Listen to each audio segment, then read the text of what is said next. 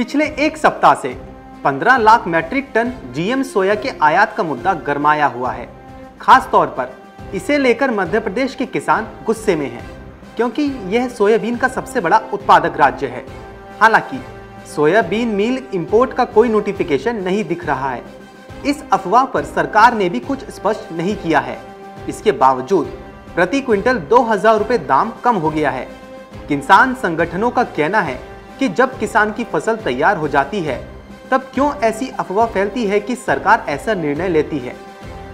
राष्ट्रीय किसान मजदूर महासंघ के मध्य प्रदेश इकाई के उपाध्यक्ष राहुल राज का कहना है कि 2 अगस्त को सोयाबीन 9,544 रुपये प्रति क्विंटल थी।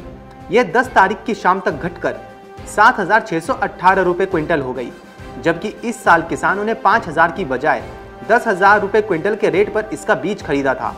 महंगा बीज, महंगा डीजल, महंगी खाद, कीटनाशक और महंगे लेबर से काम करवाया था। अब किसान को अच्छा दाम मिलने लगा था तो कुछ लोगों के पेट में दर्द होने लग गया।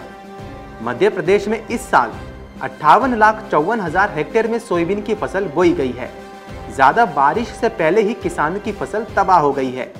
सितंबर में फसल पककर तैयार हो जाएगी। ऐसे में कुछ लोग मिलकर भाव गिरा रहे हैं। अगर सरकार को इंपोर्ट करना ही था तो जब जून जुलाई में बुआई हो रही थी तब ऐसा करते, ताकि किसानों को सोयाबीन का सस्ता बीज मिलता। राहुल राज सरकार ने सोयाबीन इंपोर्ट ना करने की सरकार से मांग की है। राहुल राज का कहना है कि जिस दिन सरकार सोयाबीन इंपोर्ट का नोटिफिकेशन निकालेगी उस दिन दाम और ज्यादा गिर जाएगा। इसलिए उसे स्पष्ट करना चाहिए कि आयात करने वाली बात सही है या गलत। किसान एमएसपी की गारंटी चाहता है।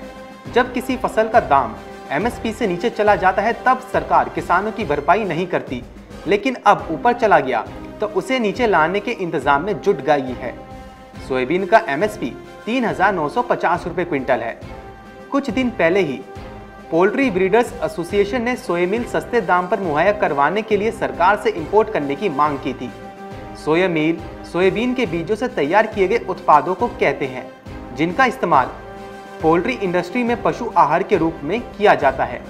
इस मांग के बाद ही सोयाबीन इंपोर्ट के कयास लगाए जा रहे हैं। वहीं अखिल भारतीय खाद्य तेल व्यापारी महासंघ के राष्ट्रीय अध्यक्ष शंकर ठक्कर का कहना है कि देश के अंदर तिलहन का उत्पादन करने वाले सिर्फ 1.5% हैं, जबकि उसका तेल खाने वाले 98.5%। सरकार को यह तय करना होगा कि वो 1.5% लोगों के हित के साथ है या फिर 98.5% उपभोक्ताओं के साथ। सोयाबीन का मार्केट रेट अब भी एमएसपी से काफी अधिक है, इसलिए उपभोक्ताओं और किसानों दोनों के हितों में संतुलन रखते हुए कोई फैसला लेना चाहिए। पहले भी अर्जेंटीना और ब्राजील में सोयाबीन आता रहा है। एक दिन सरकार के सोयाबीन इंपोर्ट को मंजूरी देने की खबर आई, लेकिन अब तक कोई सरकारी दस्तावेज जारी नहीं हुआ है। पोल्ट्री ब्रीडर्स एसोसिएशन अपनी मांग पर इंपोर्ट को मंजूरी मिलने का दावा कर रहा है। इस बीच कई सवाल भी खड़े हो रखे हैं कि आखिर सोयाबीन आएगा तो किस देश से आएगा। बांग्लादेश तो खुद भारत से सोयाबीन का आयात करता है। अन्य पड़ोसी देशों में सोयाबीन का उत्पादन भारत के मुकाबले काफी कम है।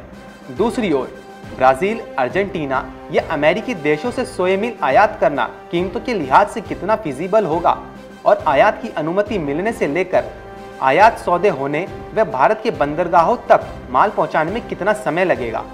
इन सब सवालों को तेजड़ियों ने पकड़कर बाजार में फिर जोर लगा दिया है।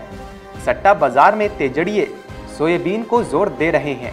माना जा रहा है कि तेजड़िए अभी 1 महीने और सोयाबीन को तेजी के घोड़े पर ही सवार रखने की कोशिश में जुटे हुए हैं। सोयाबीन की नई फसल आने में अभी 40 से 50 दिन की देरी है। ऐसे में कई लोग अब भी स्टॉक बेचने की जल्दबाजी से बचते हुए मुनाफा कमाने में लगे हुए हैं। Bureau report, market times TV.